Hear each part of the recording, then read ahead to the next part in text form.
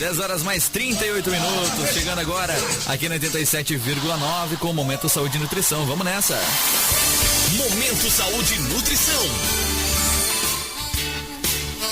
Já está em nossos estúdios a doutora Carla Andrea Metzner. Bom dia, Carla, tudo bem? Bom dia, Marcos. Bom dia a todos os ouvintes. Veio uma parada, né? Com uma equipe hoje, né? Ah, eu tenho sempre minha equipe comigo, né? A Angelina, vamos fazer as pazes depois, Angelina. Fui brincar com ela, acabou quase chorando, né? É, né? Vamos fazer as pazes depois, Angelina? Vamos? Ah, falou que sim, tá? Isso aí, né? A Angelina tá vindo quase toda semana junto. Quase toda aí, semana, né? tá aprendendo bem, vai aprender bem, né? Eu acho que vai seguir. Olha só, vai seguir o caminho. falar, né? No microfone, só verdade. quer falar aqui, né? E o João Vitor? O João Vitor também veio junto hoje, né? Tá certo. Veio acompanhado, né? O caso de falhar, né? Não fugir as palavras te ajudam, né? Com certeza, né, gente? Tudo bem aí? Tá certo. Então, hoje a gente vai falar sobre a alimentação e os rins, né, Carla? Exatamente. É interessante a gente falar dos rins, né? Que os rins comanda tudo no nosso corpo. Verdade. O Dia Mundial do Rim foi dia 9 de março, né? O tema da campanha foi o estilo de vida saudável para os rins saudáveis também, tendo como objetivo de alertar a população sobre o estilo de vida que o brasileiro leva. E, portanto, qual a alimentação mais adequada para proteger os rins, Carla? Pois é, você viu que interessante, tinha o Dia Mundial do Rim, né? Pois é. Dia 9 de março. Muita gente tem problema nos rins, né? Tem, e muitas vezes não sabe, né? Ou às vezes sabe, estão tratando, então assim, às vezes as pessoas acham assim, mas o rim não dá muita importância, não dá muita importância para tomar água, não dá muita importância para alimentos, e os rins, se os rins não funcionam, aí o corpo todo não vai funcionar. Então, assim, até pessoas, às vezes, por exemplo, se o rim não está funcionando direito, não está filtrando direito, vai para uma hemodiálise, por exemplo, tem que estar indo praticamente 2 vezes por semana fazendo hemodiálise, que é fora do município, Sim. né? Então, assim, tem vários casos, vários tipos de doenças relacionadas ao rim. Me chamou a atenção ontem também que eu atendi o caso de uma criança praticamente de 3 anos com síndrome nefrótica. Então, assim, muita medicação, a alimentação tem que ser totalmente específica. Então, e criança, né? Então, assim, me chamou um pouco a atenção, eu falei assim, olha, é um assunto bem interessante para nós falarmos um pouquinho sobre isso, para as pessoas, assim, estar prevenindo. Então, assim, que nem você perguntou ali, o que nós fazermos, né? A alimentação equilibrada, a alimentação saudável, principalmente, assim, com redução de sal, sódio, principalmente, e a prática do exercício físico. Isso tudo vai fazer o quê? Uma prevenção, principalmente no quê? Doenças como diabetes e pressão alta. Você controlando essas 2 doenças, você já não vai ter, por exemplo, um problema no rim, porque tendo diabetes e pressão alta é o que mais acaba afetando os rins. Então, é necessário estar cuidando dessas 2 doenças. Claro, às vezes a pessoa também não tem nenhuma dessas doenças, mas tem a doença do rim, algum problema no rim. Então, assim, cuidar todos os nutrientes, fazer essa alimentação assim saudável, mais variada, né? E assim, agora eu vou também falando algumas coisas assim que você vai acabar me perguntando também, mas assim, o que nós podemos utilizar, quais os alimentos, o que nós devemos evitar para isso. Mas nós temos que cuidar muito, para quem tem problema de rim, a ingestão de proteínas, fósforo, potássio e o líquido também.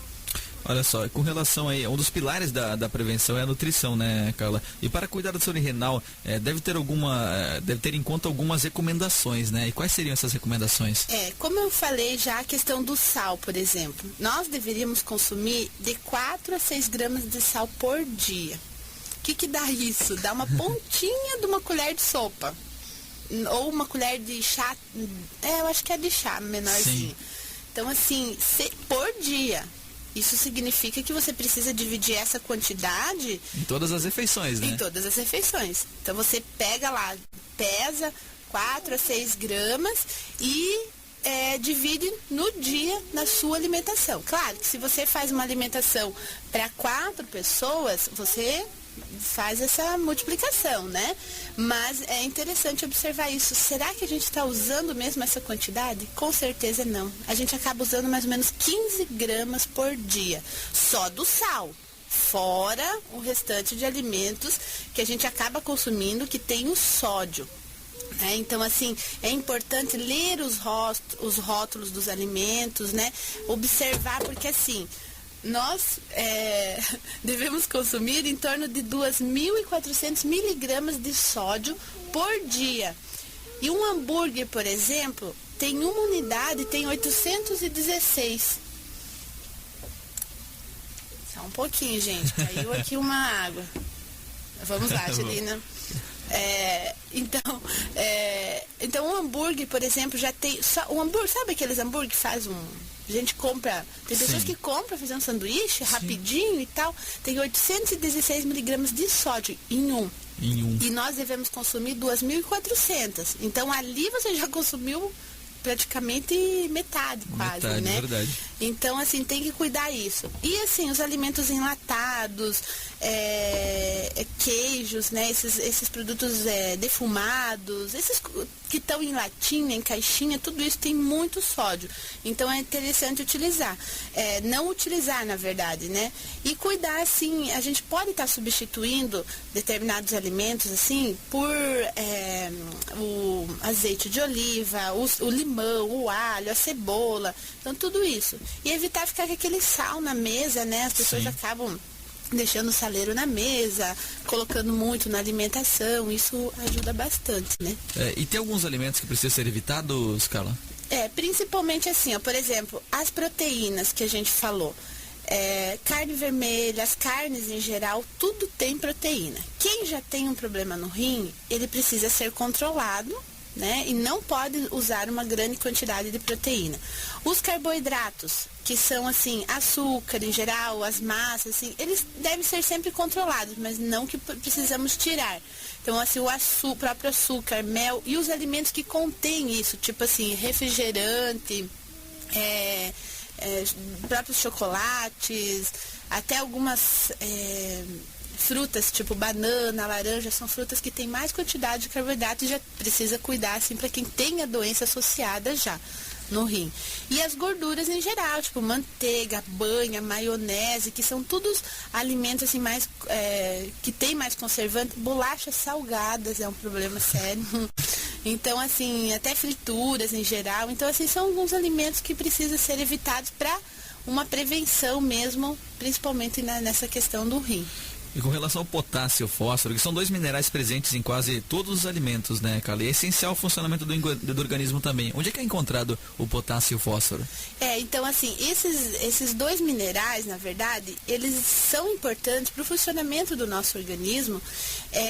Por exemplo, o potássio, se ele está em nível equilibrado, nós conseguimos ter uma boa função dos rins. Mas se ele estando muito alto ou muito baixo, as pessoas já vão sentir até câimbras, batimentos cardíacos irregulares, fraqueza muscular, e o próprio rim não vai trabalhar corretamente.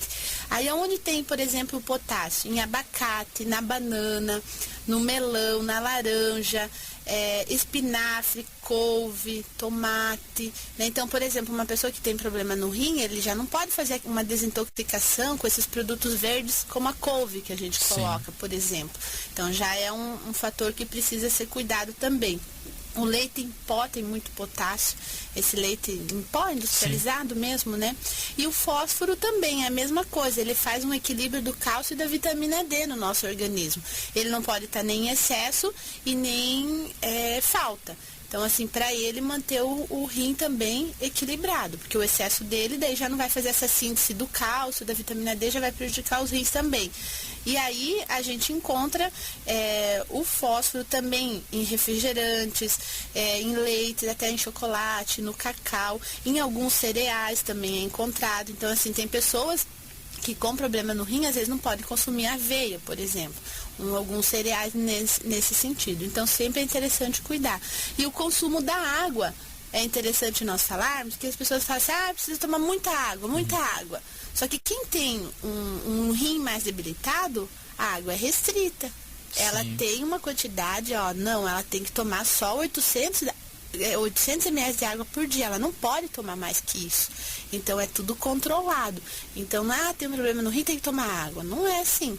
Então, assim, tem que ser controlado mesmo essa questão dos líquidos também na alimentação.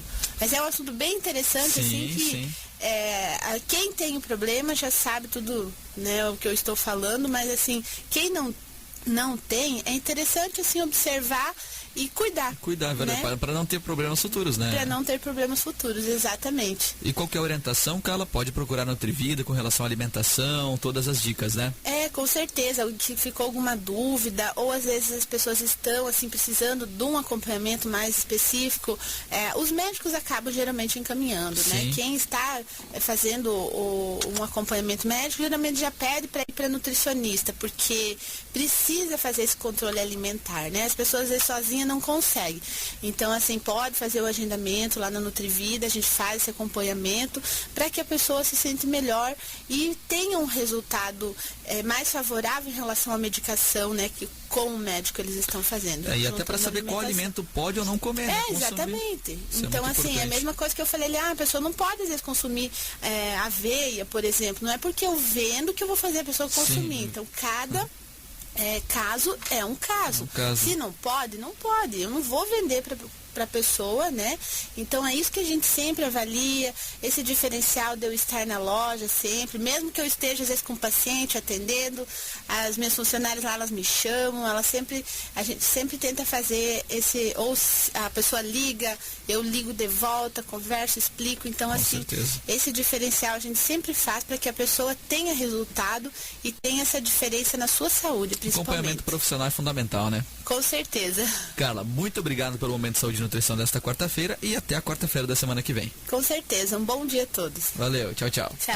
Viva a Liberdade 87,9.